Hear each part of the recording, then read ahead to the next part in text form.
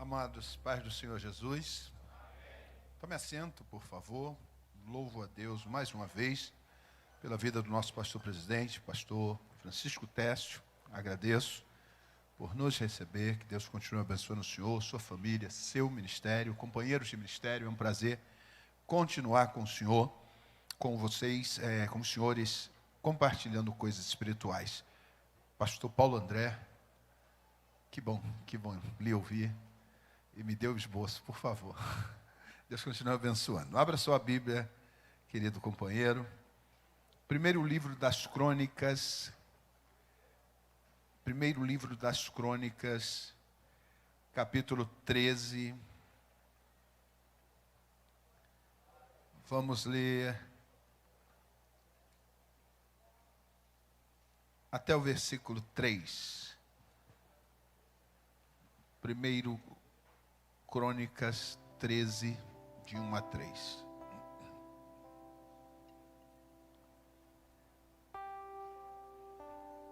Consultou Davi os capitães de 1000 e os de 100 e todos os príncipes.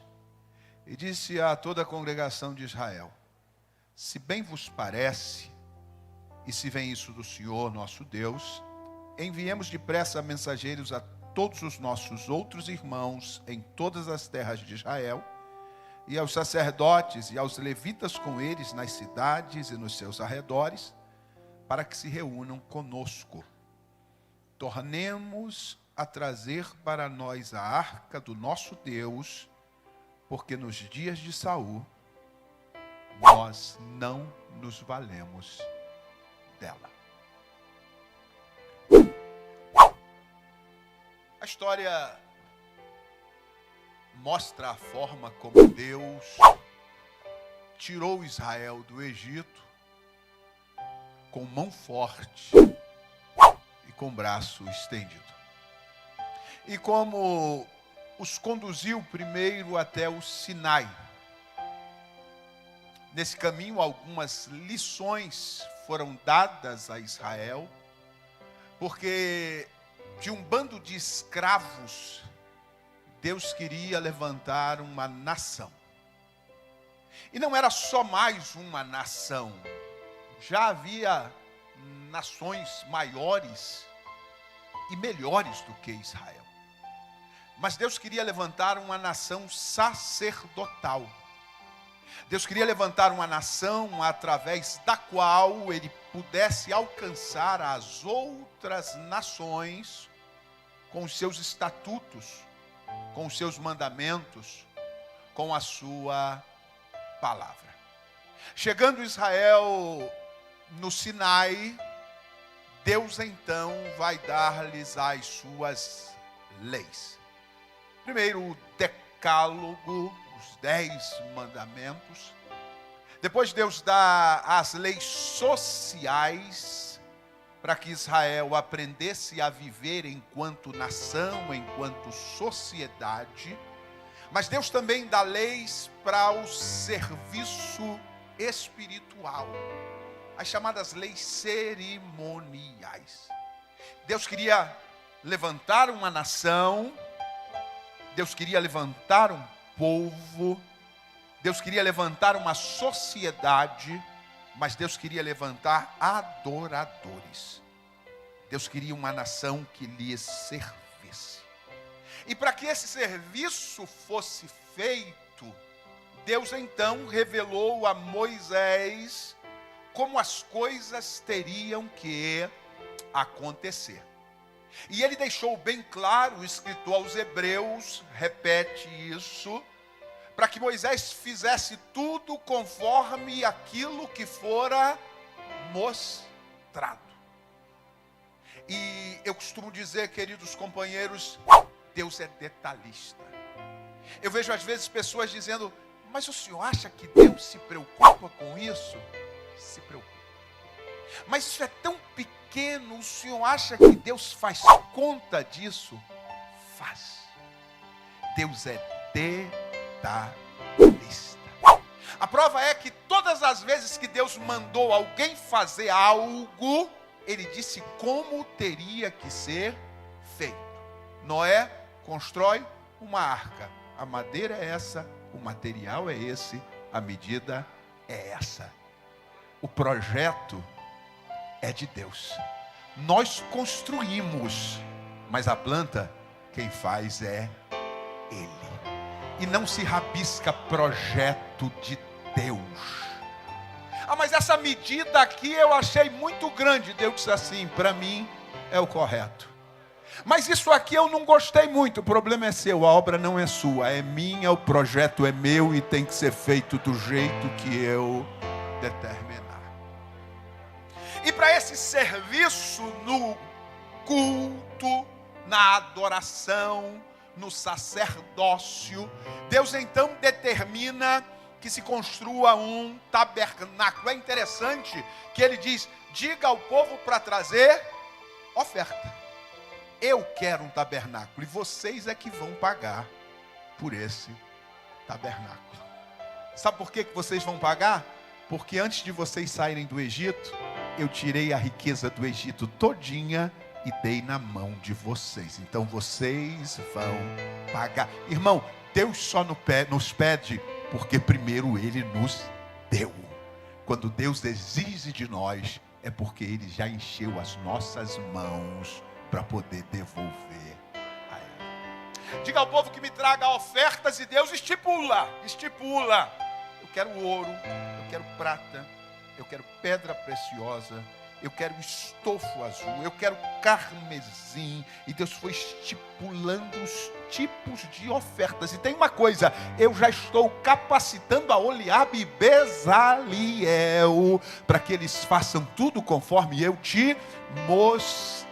E eu vou te dar a medida, eu vou te dar o modelo, eu vou te dizer aonde que se coloca cada coisa dentro da obra que eu mandei fazer. E aí então começa a se fazer o tabernáculo. Todos nós conhecemos e sabemos que o tabernáculo, quase em toda a sua maioria, traz símbolos, tipos, figuras, mistérios da revelação de nosso Senhor e Salvador Jesus Cristo. E dentro desse tabernáculo, Deus determina que se coloque móveis, há uma mobília que é determinada pelo próprio Deus. Rapidamente, para a gente entender, o tabernáculo é dividido da seguinte forma: primeiro um átrio externo, um átrio exterior, depois o lugar santo e o lugar santíssimo. Do lado de fora, ou seja, no átrio externo, Deus manda colocar um altar do holocausto. Tem que ter altar. Se é para Deus, tem que ter altar. Se envolve Deus, tem que ter altar. Se é para servir a Deus, tem que ter altar. Não se faz nada para Deus sem o altar. Deus não aceita culto sem sacrifício. Tem que ter altar. Depois ele diz, coloque uma bacia de bronze. Se é para Deus, tem que ser purificado, tem que ser santo, tem que ser consagrado. Deus não aceita culto imundo. Para Deus tem que ser santo, santificado, consagrado, lavado no sangue do Cordeiro. Quando entrava no lugar santo, Deus determinou que à esquerda de quem entra se coloque a menorá. Menorá fala de iluminação. Irmão, nós acabamos de ver o pastor cantando aqui. É o nosso eterno farol. Quem entra na presença de Jesus não anda no escuro. Ele disse, eu sou a luz do mundo. Quem me segue não andará em trevas. Sabe por que você está entendendo tudo que está sendo pregado aqui hoje? Não é porque nós somos bons, é porque Deus está iluminando o nosso entendimento para compreendermos a sua palavra. À direita de quem entra tem mesa dos pães da proposição. Só sai com fome quem quiser, porque pão não falta. Pão tem. A gente está aqui desde cedo, se alimentando, comendo pão. Tem pão. Depois tem então o altar do incenso, que simboliza a oração e a intercessão do nosso Cristo, e atrás do véu, a Arca da Aliança.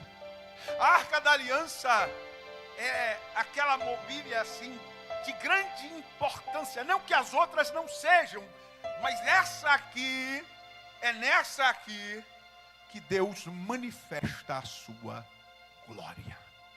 É aqui que Deus recebe o sangue do sacrifício. É aqui que Deus mostra que perdoou os pecados, o propiciatório, ou seja, a tampa. Lembra que Paulo diz que Jesus é a propiciação para os nossos pecados, é a cobertura, é ali que o sangue é derramado, é para ali que Deus olha e não vê mais pecado, ali ele olha e vê o sangue vertido na cruz do Calvário.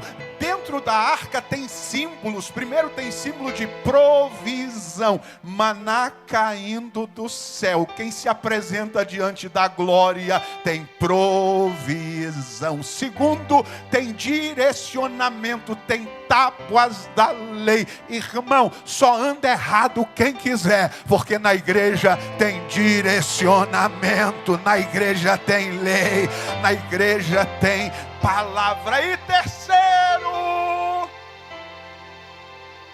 tem símbolo de chamado e separação. A vara de Arão que floresceu para Deus dizer: quem chama sou eu e eu chamo quem eu quero. Não adianta fazer rebelião, gracinha, nhenhenhen, briguinha, não gostei. Quem faz a vara florescer é o Deus Todo-Poderoso.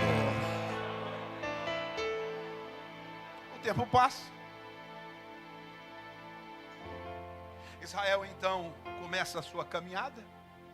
Por causa de seus erros, acaba ficando no total de 40 anos no deserto. Mas Deus cumpriu a sua promessa. Uma nova geração entra na terra prometida e começa a história de Israel. E dentro dessa história de Israel, já que nós estamos falando de serviço, de zelo, de fervor, nós começamos a olhar a forma como os líderes, como a liderança, acaba lidando com todo esse serviço. E eu quero destacar essa tarde, pelo menos 3 líderes, 3 tipos de liderança, e a maneira como eles acabaram lidando com esse instrumento tão importante chamado Arca da Aliança. Porque a maneira como nós lidamos com a presença de Deus demonstra a realidade do nosso chamado. A maneira como nós lidamos com as coisas santas de Deus demonstra a realidade do nosso ministério. O primeiro líder que eu quero destacar, ele chamava-se Eli. Eli é aquele líder que se levanta no fim do período dos juízes. E é interessante destacar que no período de Eli, o tabernáculo construído ou feito no deserto ainda era o mesmo, estava lá. A mobília ainda era a mesma, ou seja, tudo aquilo que se precisava para que o culto a Deus acontecesse e Deus manifestasse a sua glória, estava lá, nada foi mudado, nada foi tirado. Mas quando a gente abre a palavra, a gente descobre que no período de Eli, a palavra de Deus era rara, não havia revelação. Mas espera aí, pastor, tinha tabernáculo, mas não tinha palavra. Pastor, tinha altar do sacrifício, mas não tinha revelação. Pastor, a bacia de bronze estava lá, mas Deus não se manifestava mais. Pastor, a arca ainda existia, mas Deus não falava mais. E sabe o que Deus nos ensina com isso? Que Ele não tem compromisso com símbolos, a não ser que aqueles que o carregam tenham compromisso com Ele. Eu sou da Assembleia de Deus, parabéns, eu também sou pastor há 28 anos, mas Deus não tem compromisso comigo só porque eu sou pastor da Assembleia de Deus. Deus tem compromisso comigo se eu tiver compromisso com Ele.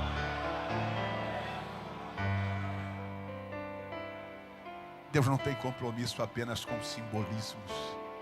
Deus não tem compromisso apenas com tradições. As tradições apenas demonstram o tipo de compromisso que a gente precisa ter com Deus Todo-Poderoso. Os símbolos apenas demonstram o tipo de compromisso que a gente tem que ter com Deus Todo-Poderoso. Mas olha o meu terno, pastor, eu só ando de terno. Tem compromisso com Deus? Se não tem, meu irmão, tem bandido andando de terno para tudo que é lado. Não se mede um obreiro pela beleza do seu terno, mas pela grandeza da sua vida de santidade e de consagração. Mas então o que eu faço? Paro de andar de terno? Não, nós vamos continuar andando de terno, mas não estamos vestidos só por fora, estamos revestidos por dentro da presença e da glória do Deus Todo-Poderoso. Ele não tinha compromisso com Deus. E isso é demonstrado pela sua casa.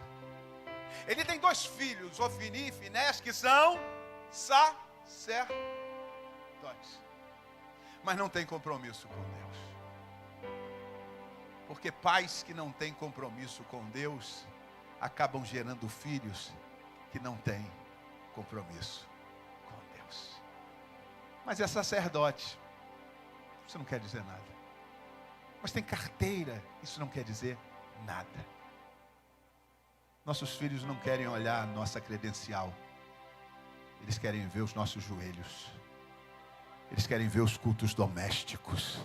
Eles querem ver o nosso testemunho dentro das nossas casas. A credencial não vale de nada se não houver testemunho. Para Eli e seus filhos, a arca só vale para uma coisa. Quando o inimigo vier, a gente pega a arca e leva para o arraial de guerra. Quando o inimigo chegar, a gente usa a arca. Por quê? Porque o próprio Deus determinou que quando Israel fosse para a guerra, os sacerdotes tinham que pegar a arca e ir para frente da batalha. E o sumo sacerdote dizia assim: não tema, Israel, ainda que o teu inimigo seja maior e mais forte do que você, porque o Senhor teu Deus sai à frente para batalhar as suas batalhas. Isso era uma tradição. Toda vez que a arca vinha para o meio do arraial de guerra, o povo se animava e dizia: Deus está conosco. Mas dessa vez não adiantou, porque Deus disse: a arca está, mas eu não estou. A arca vai, mas eu não vou, porque eu não ando com um sacerdote que rouba oferta. Eu não ando com um sacerdote que se prostitui. Eu não ando com um sacerdote que honra seu filho mais do que a mim. Eu ando com um sacerdote que é zeloso pela minha obra. Eu ando com um sacerdote. Cadê os sacerdotes aqui que tem zelo pela obra? Levante as suas mãos, companheiro, pelo menos 30 segundos. Demonstre o seu zelo adorando ao Deus. Aleluia!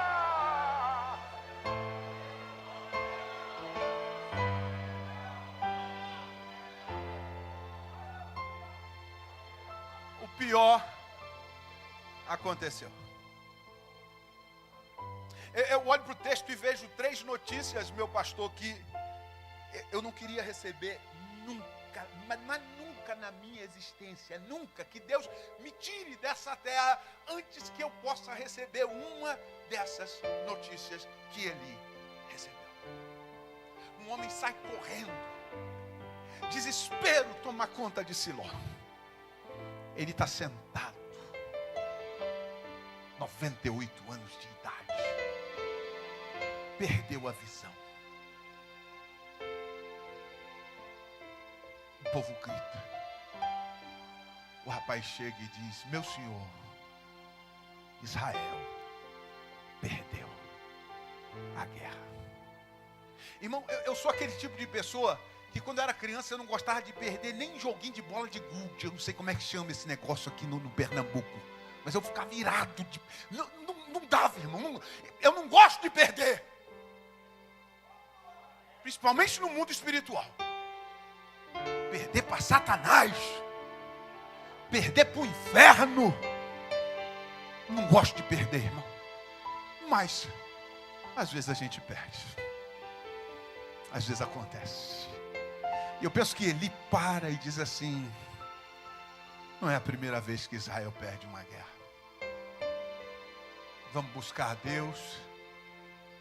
Ele vai nos ajudar. E na próxima a gente vence. Mas antes dele terminar de pensar, vem a segunda notícia. E essa é terrível. Quem tem filho aqui? Quem tem filho aqui? Filho. Oh, meu Deus. Você já pensou alguém dizer para você: teu filho morreu?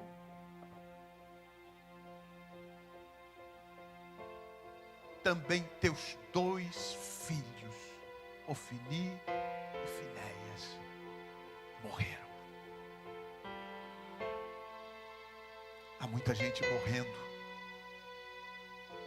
no nosso ministério, porque quando nós devíamos chamar a atenção deles, nós não chamamos. Há muita gente morrendo debaixo dos nossos olhos, porque quando nós devíamos ensiná-los a respeitar as coisas de Deus, a serem fervorosos, a serem zelosos, nós deixamos eles fazerem o que queriam. Olhe por favor para esse obreiro que está ao seu lado, para esse irmão que está ao seu lado, e diga: você vai ser tido como chato, como ranzinza, como retrógrado, como ultrapassado, mas não fique quieto. Quando vir alguém brincando com as coisas de Deus, chame a atenção, manda parar, manda parar.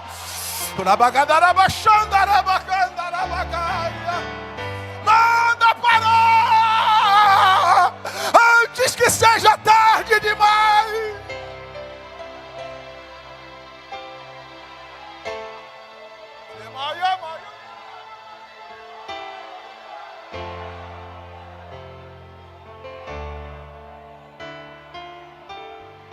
Mas às vezes acontece. Quem sabe ele disse: meu Deus, meu menino. Porque pra gente eles sempre são meninos, né? A minha mais velha está com 31 anos de idade. Eu falo: minha menina. Mas eu penso que ele levantou a cabeça e disse: fizeram por merecer. Mas aí vem a pior notícia. E essa é a notícia que um obreiro não pode receber nunca. A arca de Deus foi levada. Foi-se a glória. Foi-se a presença. Porque do que adianta ser pastor sem a presença de Deus? Do que adianta ser pregador sem a presença de Deus? Do que adianta ser líder sem a presença de Deus? O que nós precisamos é da presença. O que nós precisamos é da glória. É bom ter riqueza, é bom ter dinheiro, é bom ter nome, é bom crescer, mas crescer sem glória não presta para nada. Dinheiro sem glória não presta para nada. Nome sem glória não presta para nada. O que nós queremos é a presença de Deus. Cadê você que quer a presença? A presença.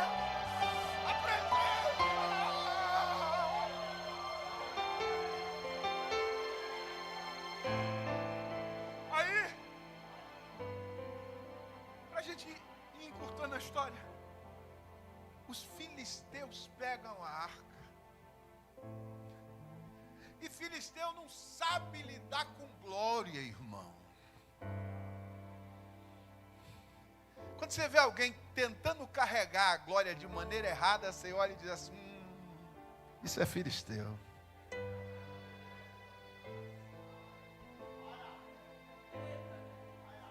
A ordem era,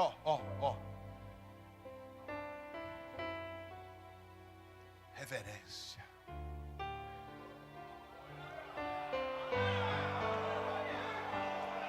Reverência. Filisteu não, filisteu joga em cima do carro de boi e vão carregar. O importante é que a gente ganhou.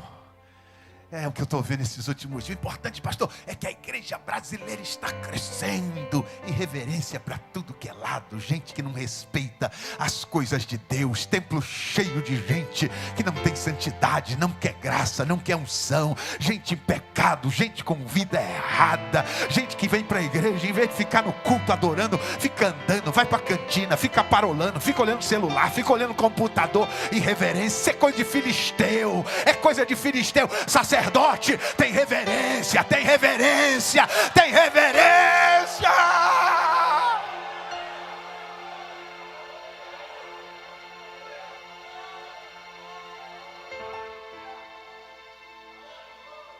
Deus já pegou os sacerdotes, agora pega os filisteus. O engraçado é que os sacerdotes Deus matou, os filisteus só feriu. Porque uma coisa é conhecer e não respeitar. Outra coisa é não conhecer.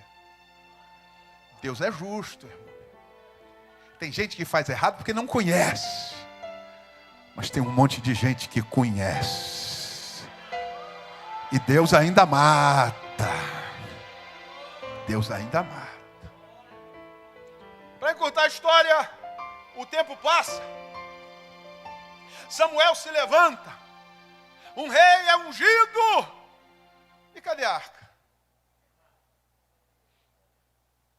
Está lá em Kiriat Jearim, na casa de Abinadab. Saul, forte, grande.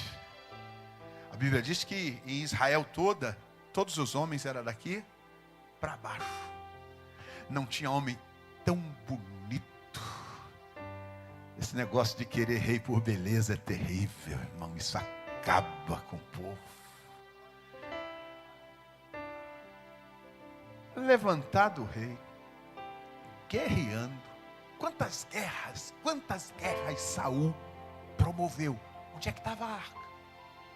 A orientação não era que a arca fosse levada para o arraial de guerra e que o sacerdote, o sumo sacerdote, dissesse: Israel, não tema! Será que se Saul tivesse compromisso com Deus, quando Golias se levantou e começou a afrontar, os sacerdotes não poderiam vir à frente com a arca e dizer: não tema, Israel, porque o Senhor vai à frente para batalhar as suas batalhas. Mas um rei que não tem compromisso com a glória tem que se esconder na guerra, porque tem medo de lutar pelas coisas de Deus.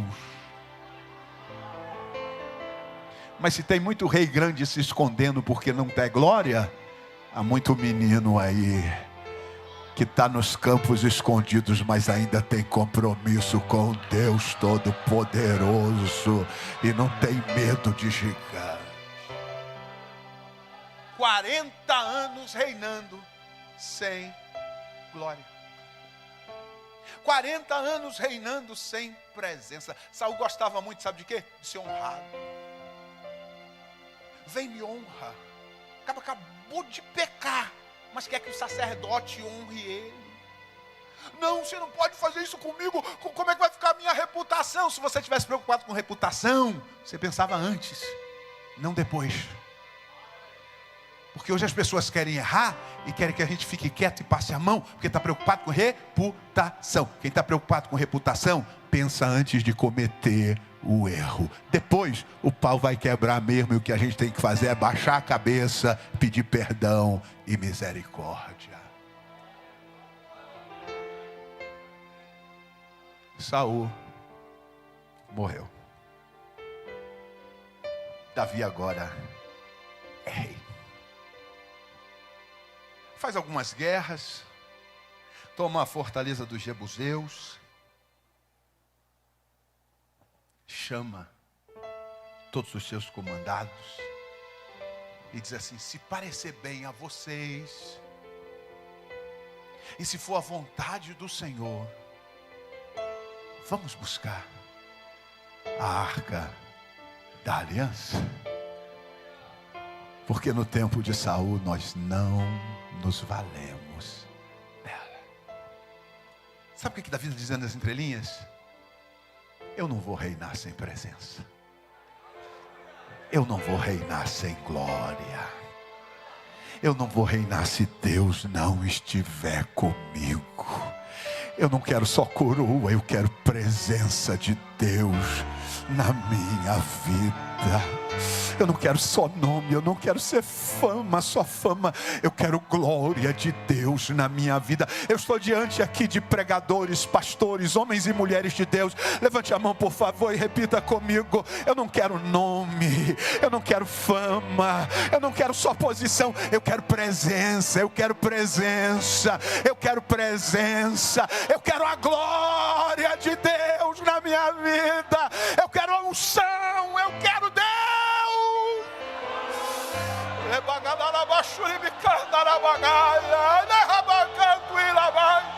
Quem está sentindo a presença? Quem está sentindo? Desde que eu cheguei aqui hoje de manhã, eu senti que aqui tem presença, aqui tem glória, aqui tem arca.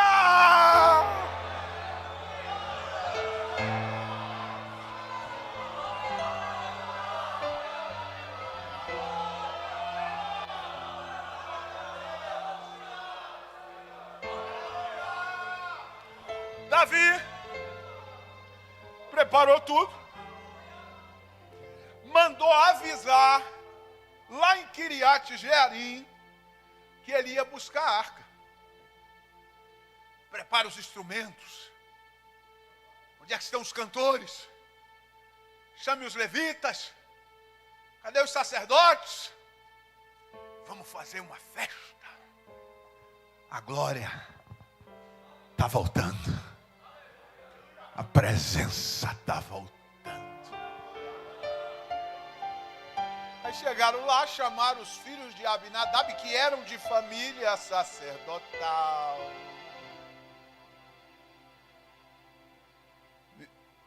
Eu preciso falar para você e para mim. Não adianta ser só de família sacerdotal. Tem que cumprir o que está escrito. Mas o meu pai é pastor. O compromisso de Deus é com teu pai. Para ele ter compromisso com você, você tem que cumprir o que está escrito.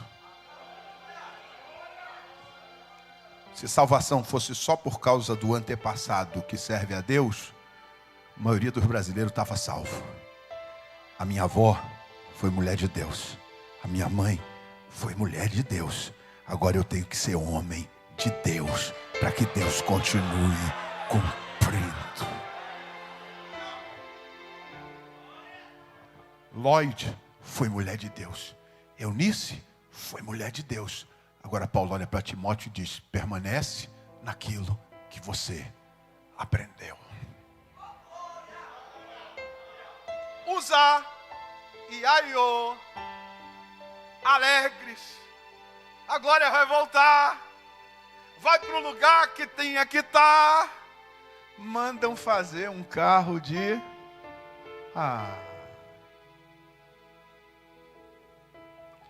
Quem carrega a arca em carro de boi é filisteu.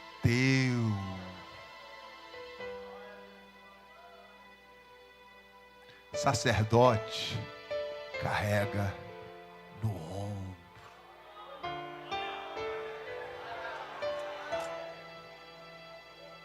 Por favor, levante comigo. Está aqui a diretriz. É aqui que Deus ensina como é que tem que ser. É aqui que Deus determina. Quando Moisés morreu, Deus chamou Josué e disse: olha, eu vou ser contigo, do jeito que eu fui com Moisés. Onde você colocar a sola do pé, o local será seu, o limite está estabelecido. Agora eu vou te dizer uma coisa: seja forte, se esforça. Para quê? Para fazer tudo conforme está escrito no livro da lei, que o meu servo Moisés deixou. Passou, Guná foi embora, Daniel foi embora, Cícero Canuto foi embora, outros já estão indo embora, mas o livro continua o mesmo, a lei continua a mesma, a palavra é a mesma.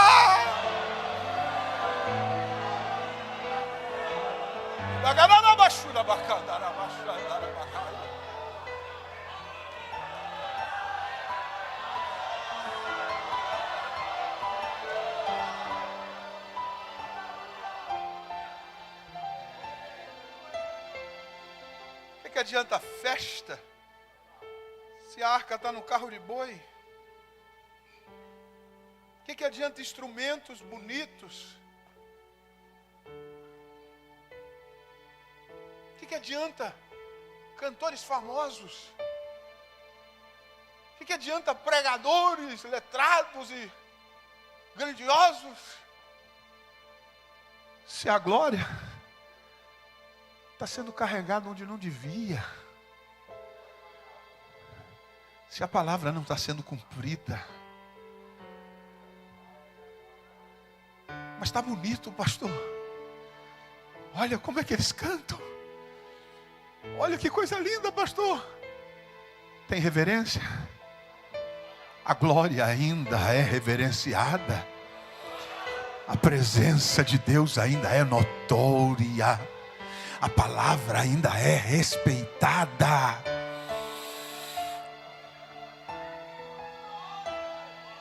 Será que a gente acha que Deus está tão preocupado com música assim? Será que um Deus que tem serafim gritando, não é cantando, a Bíblia não diz cantando, ela diz clamando uns para os outros: Santo, Santo, Santo é o Senhor dos exércitos, toda a terra está cheia da sua glória.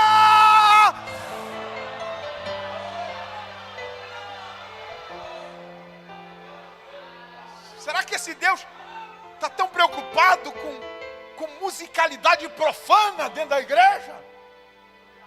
Com gente se remexendo, se rebolando, com hinos sem letra espiritual, sem teologia.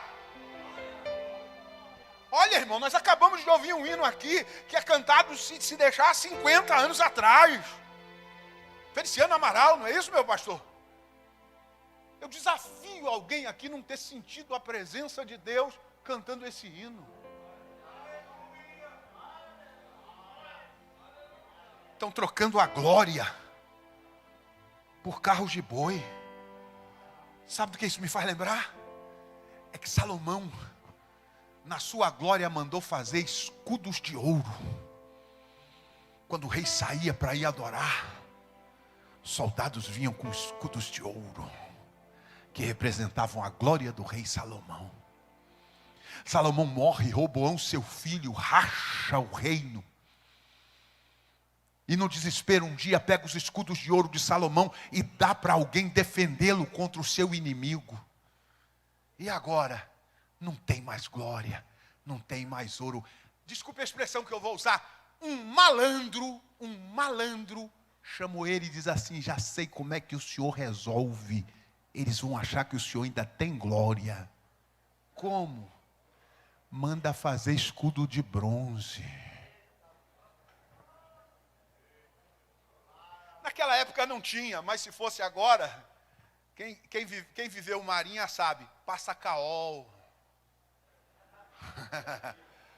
Passa caol. A gente não precisa de caol, a gente precisa de glória. A gente não precisa de brilho falso, a gente precisa de glória. A gente não precisa de estrelismo, de troféu, de aplauso. A gente precisa de glória, glória verdadeira, glória de Deus.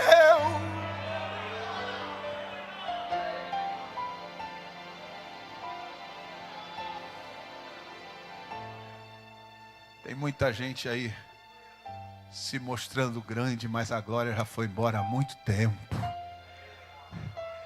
É só bronze com caol. E eu fico imaginando, meu pastor, Deus lá no céu, olhando para baixo, e Davi dançando, e os instrumentos tocando, e Deus dizendo: não. E usar? Porque tem obreiro assim, irmão. Deu um carguinho para ele, ele já se sente o condutor da glória.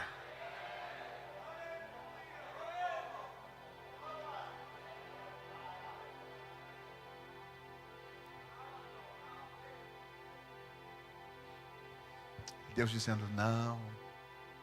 Alguém para esse carro de boi. Sabe, companheiros? E os senhores têm visto isso. A liderança tem visto isso. O meio evangélico brasileiro, em muitos lugares, está carregando glória em carro de boi. Igreja que não vivem mais a palavra.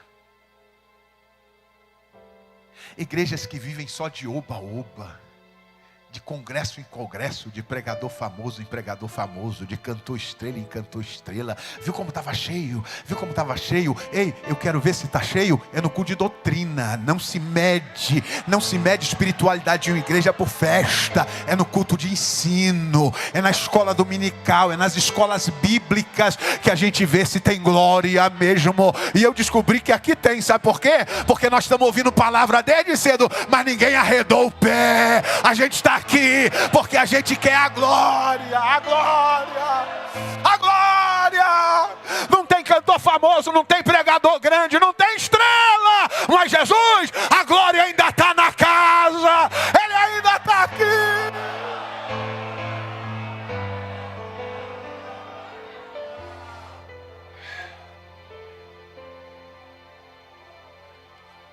Com todo respeito, eu sou só o itinerante, eu sou só o Demétrio que está sendo recebido por Gaio hoje. Porque Diótrefes aqui não tem. Quem sou eu? Mas aqueles que são pastores, dirigentes, líderes, levante a mão assim, por favor. E receba um conselho desse pobre pecador.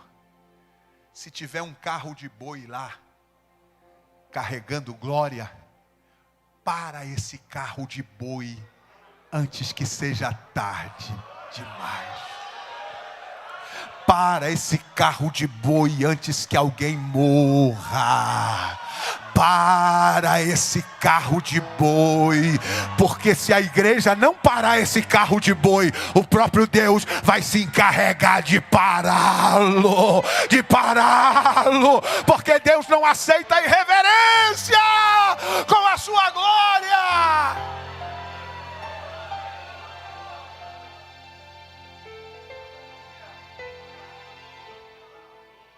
Festa.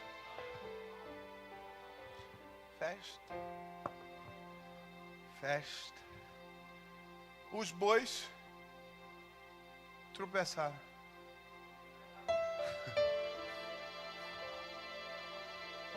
Deus disse assim, já que Davi, que tinha que mandar parar, não parou, eu paro.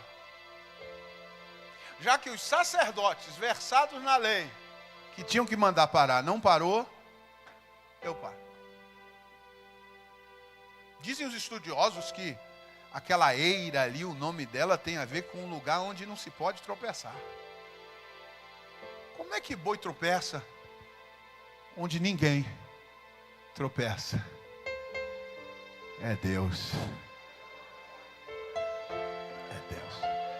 Vou dar um exemplo bíblico para você. Como é que é? Esse mau Raamã está querendo me matar, rei. Como é que é? Está querendo acabar com a minha descendência toda, com todo o meu povo. Como é que é? Peraí. O rei sai. Aí Raamã levanta para implorar para a rainha. Eu não sei se foi um anjo que deu uma passada na perna. Eu não sei se Deus fez assim, ó. Raamã tropeçou, caiu por cima da rainha. Quando o rei voltou, ainda quer forçar minha mulher na minha frente. Mata.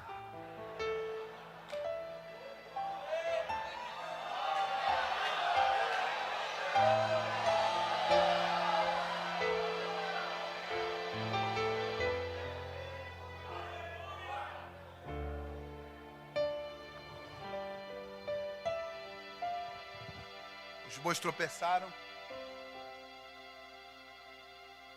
O carro tremeu, a arca foi caindo, Uzá.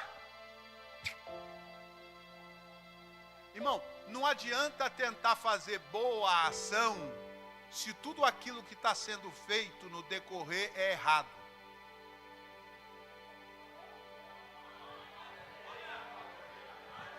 Se começou errado, vai terminar errado. Começa certo. Começa conforme a palavra. Começa conforme o ensinamento. Começa conforme a determinação de Deus. Começa conforme a determinação da liderança. Se começar errado, vai dar errado.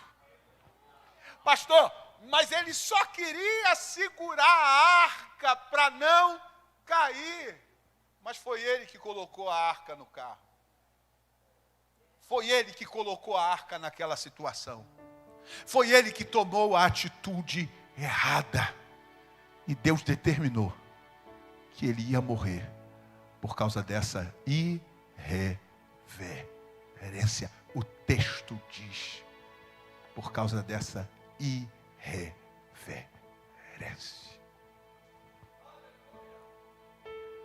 E sabe o que a gente descobre com Uzá, irmãos?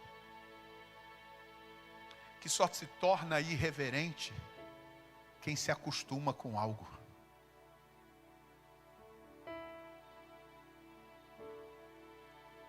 Pastor Técio, pelo que me disseram, é coronel do Exército Brasileiro, da Polícia Militar. E certamente os oficiais, todo dia, sim senhor, não senhor, sim senhor, não senhor, sim meu coronel.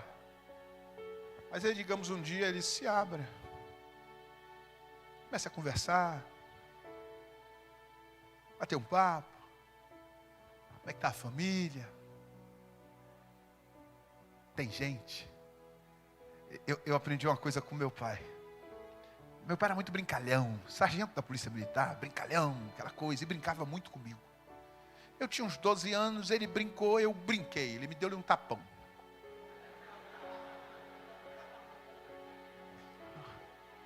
Sou seu pai, me respeite.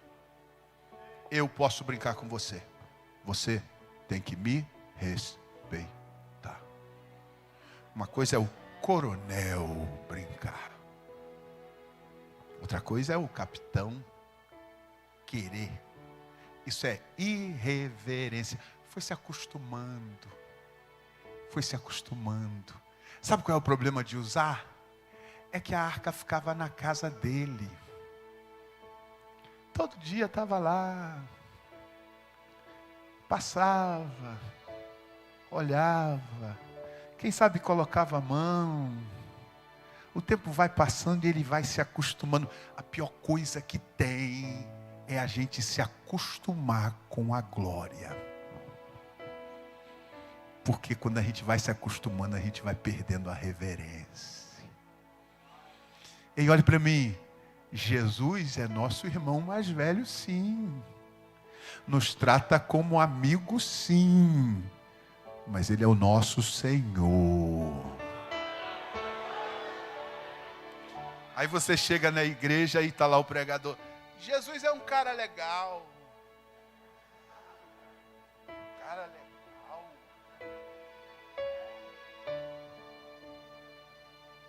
Aí está lá o pregador. Não, se Deus não fizer, irmão, coloque ele na parede. Como é que é? Não é só você determinar, porque se você determinar, Deus vai fazer. Ainda usa Elias. Porque Elias determinou, não leu Bíblia, sabe por quê? Porque Tiago diz que Elias orou insistentemente, ou seja, antes dele ir lá e dizer não vai chover, senão segundo a minha palavra, ele ficou no joelho, até que Deus disse assim, agora vai lá e fale, e quando Deus quis dar chuva, Deus disse, agora vai lá e fale, não se acostume com o sagrado.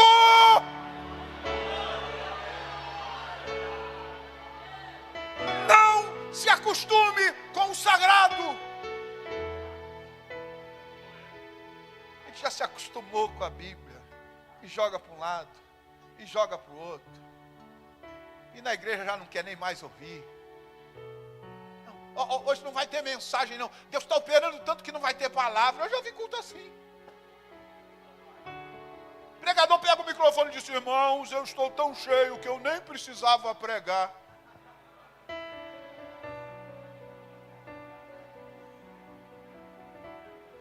Se não teve palavra, como é que o cabo está cheio?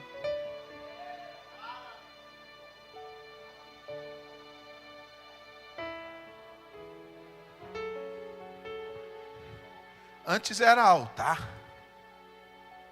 Aí depois passou a ser púlpito. Depois passou a ser plataforma. Agora virou palco. Aí as pessoas sobem e brincam. E ri. E conta piada. E fala imoralidade. Uma hora Deus vai matar alguém. Uma hora um carro de boi desse vai tropeçar e o escândalo vai ser grande.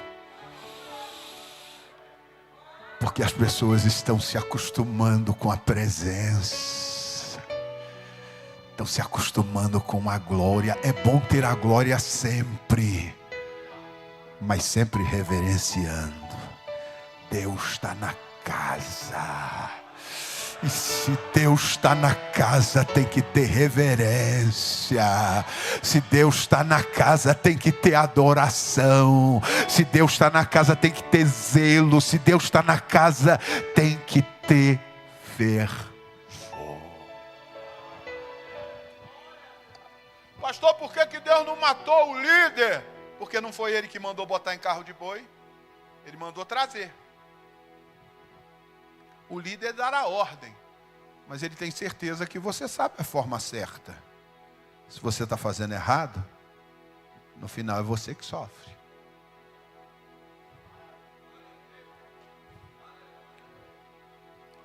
Davi ficou triste.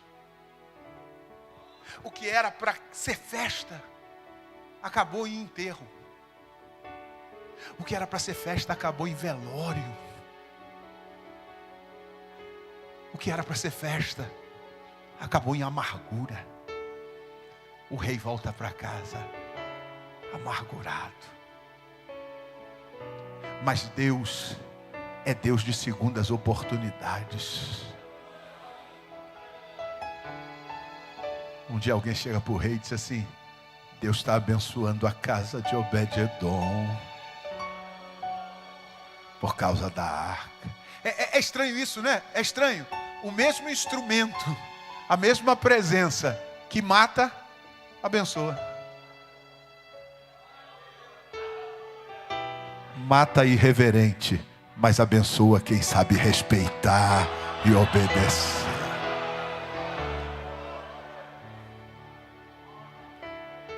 Davi disse: eu estou concluindo. Vamos buscar. Agora vamos fazer do jeito certo. Manda chamar os sacerdotes. Põe no ombro. E o texto diz que os sacerdotes vieram. Não tem mais carro de boi. Eram 6 passos. 1, 2, 3, 4, 5, 6. Para tudo, para tudo. No 7º tem sacrifício. Pastor, mas parece assim, sem vida, né? Sabe onde é que nós estamos nos perdendo? Irmão, eu sou assembleiano desde criança, desde que eu nasci. Nós sempre fomos a igreja cheia de poder. Mas não tinha essas palhaçadas que a gente está vendo hoje aí, não. Era reverência. O profeta levantava a voz, todo mundo calava, fechava os olhos, ouvia a palavra. Depois a igreja rompia em glória.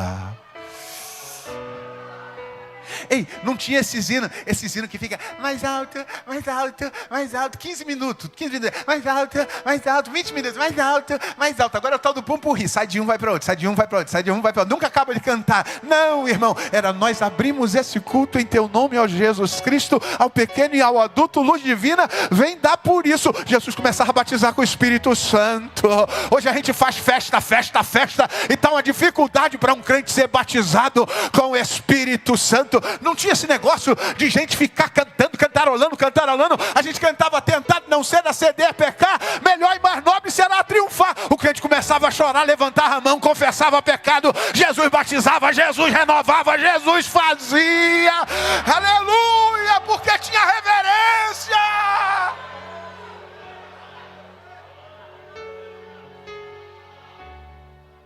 Não, pastor, mas a gente tem que ter um pouquinho mais de balanço. Isso aqui não é baile funk, não. Isso aqui é igreja.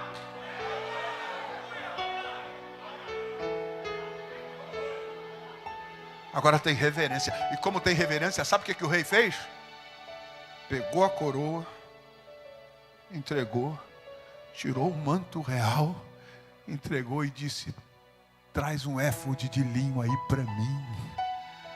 Roupa de adorador.